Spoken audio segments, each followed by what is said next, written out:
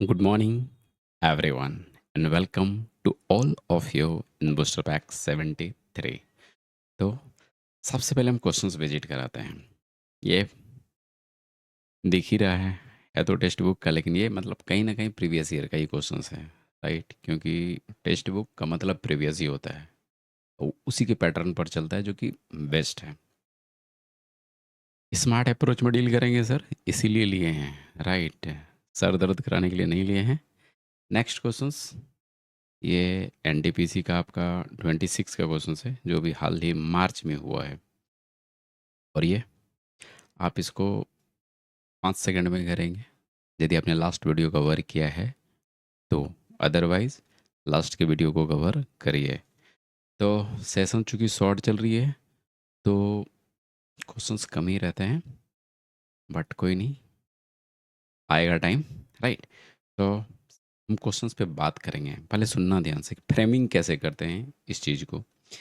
ए एक बंदा है, वो बी को मतलब कुछ सामान है 16% के लाभ पर बेच देता है।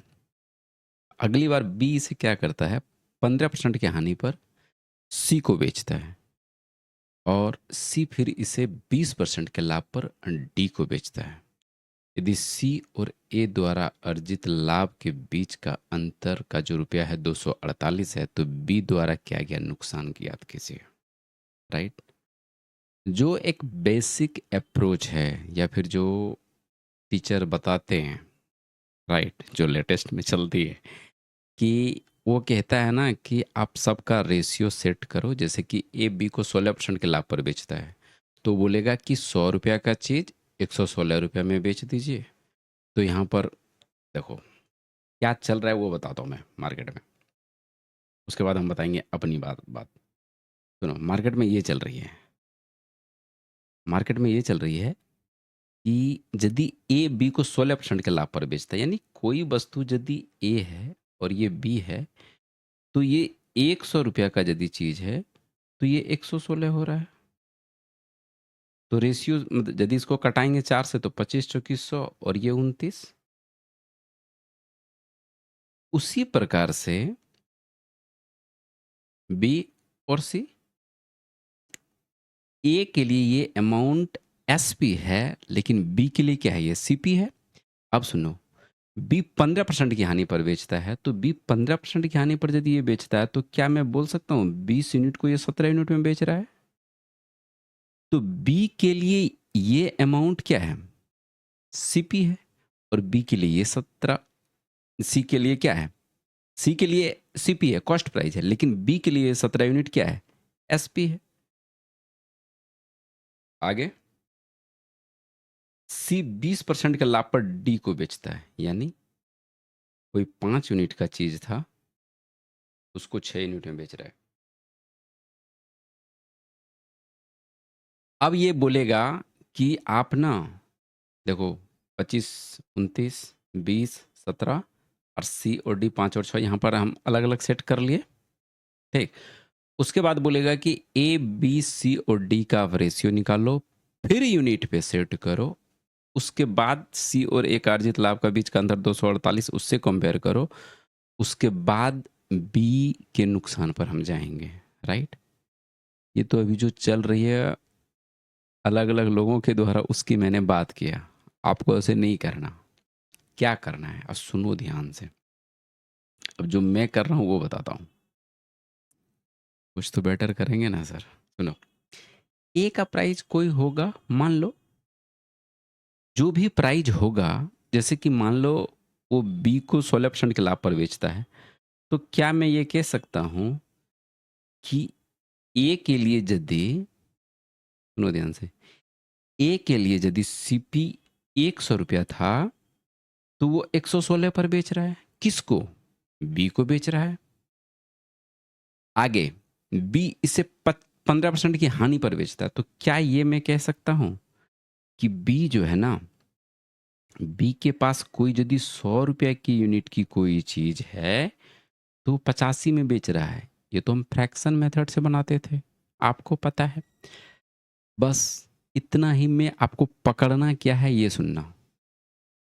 आप भूल जाओ कि सी बेच रहा है, डी बेच रहा है, क्या बेच रहा है, सब भूल जाओ। सी और अर्जित ए के अर्जित लाभ के बीच का अंतर भी भूल जाओ।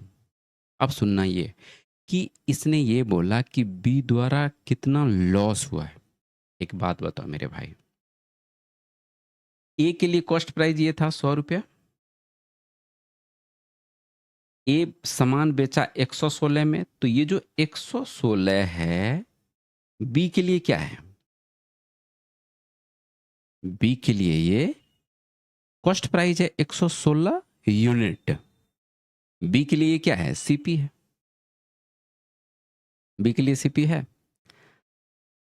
और यदि इसको आप थोड़ा ध्यान से देखोगे ना, ये 29 गुना 4 है। 29 गुना 4 है। मैं ऐसा क्यों कह रहा हूं कि जब प्राइम नंबर का कोई मल्टीपल आता है, ठीक है, तो जब आप आंसर पे जाओगे ना तो आपको प्राइम नंबर डेफिनेटली देखने को मिलेगा। ठीक है, क्योंकि आप मान लो कि 116 यूनिट है, 116 यूनिट का इसने क्या बोला कि नुकसान बताइए, बी कितना नुकसान करता है, तो बी को एक्चुअली में 15% का नुकसान हो रहा है। मतलब 100 रुपया की चीज़ यदि ये 85 में बेचे तो 15% का नुकसान होता है। लेकिन ये खरीदा था कितना में? 116 में। तो 116 में खरीदा था, तो इसी का 15% नुकसान हुआ होगा। मतलब उस यूनिट की मैं बात कर रहा हूँ, ये अमाउंट नहीं है।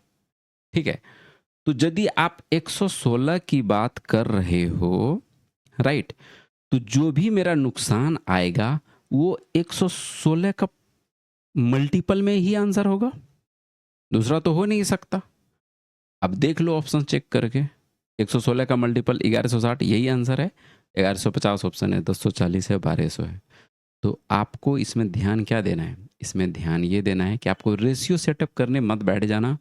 जरूरत पड़ेगी तो करूंगा रेशियो सेटअप, लेकिन जहाँ पे ऑप्शन से हो सकते हैं आप डेफिनेटली उसका फ़ायदा उठाइए। और चूंकि बस 116 दिख रहा था, हो गया आंसर, उसी का ही प्रोडक्ट होगा। आप कर लो सॉल्यूशन, आप आंसर तक वहीं पहुंचेंगे, नहीं तो इसका सॉल्यूशन जाके देखो कितना लेंदी है। राइट, तो स्मार्ट कुछ सोचो। राइट, फिलहाल नेक्स्ट पे चलते हैं। देखो, एक शंकु है, ठीक है, एक शंकु है। शंकु ऐसा ही होता है। तो शंकु में आपने एक चीज ध्यान दिया कि मेरा ये जो चीजें होती है, ये वाला, ये होती है रेडियस, ये होती है हाइट स्मॉल एच, और ये होती है तिरछी ऊंचाई एल। क्या पूछा है? शंकु का वक्र पृष्ठ क्षेत्रफल मतलब उसमें जो प्रतिशत परिवर्तन होगा वो हमको बताना है। तो शंकु का वक्र पृष्ठ क्षेत्रफल क्या होता है? पाई आर एल होता है।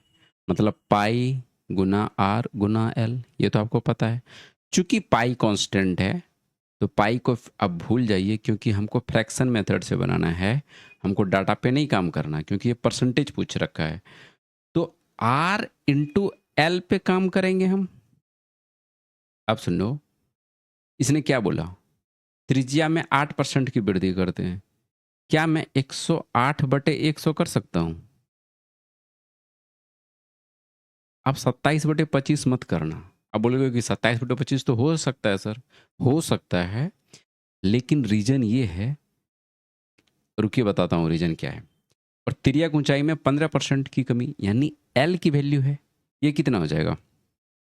85/100। अगेन मैंने 100 करा।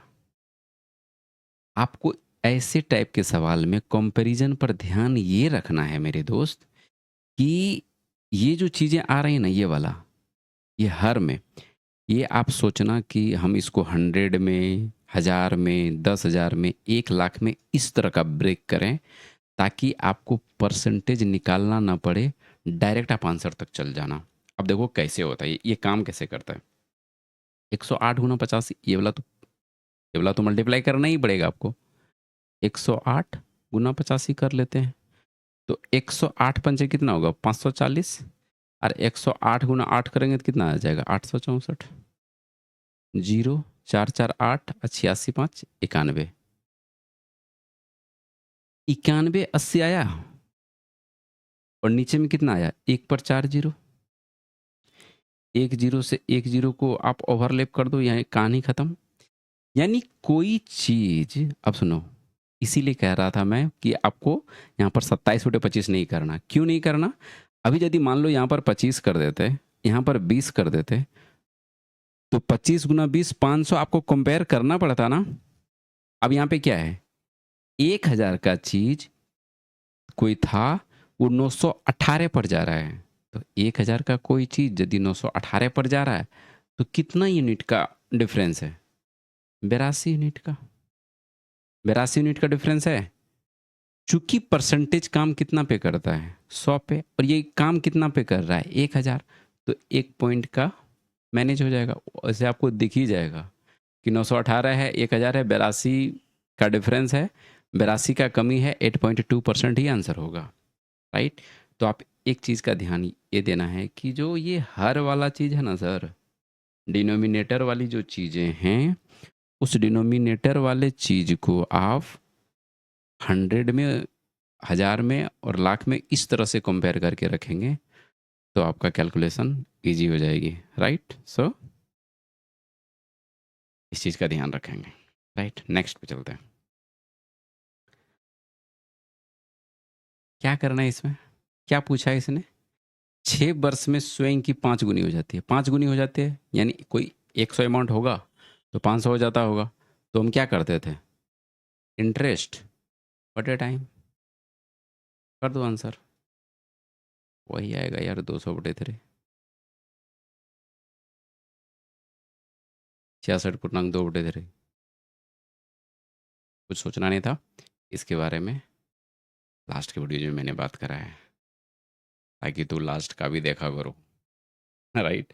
4 3 3 9 1 10, हाँ चलो ठीक है, ऑप्शंस, राइट। सो ये लास्ट क्वेश्चन थे। ऐसे सवालों में टाइम आप बचाओगे, तभी जो लेंदी क्वेश्चन है ना उसके बारे में सोच पाओगे। कि जैसे कि यहाँ पे मैंने ये बताया था कि 116 है, 116 यूनिट ही है बी के लिए सीपी, और बी को जब भी नुकसान होगा कॉस्ट प्राइस पे ही नुकसान होगा, तो उसी का मल्टीपल आंसर होगा। तो ऐसा आप तभी सोच पाएंगे जब आपके पास टाइम बचेगा, राइट। टाइम यदि नहीं बचा तब तो समझ ही रहे हो, ज़्यादा क्या बोलेंगे, आप समझदार हैं। तो इसके साथ ही सेशंस को एंड करते हैं, मिलते हैं अपकमिंग सेशंस में। तब तक के लिए जय हिंद एंड जय Bihar. Love you to all.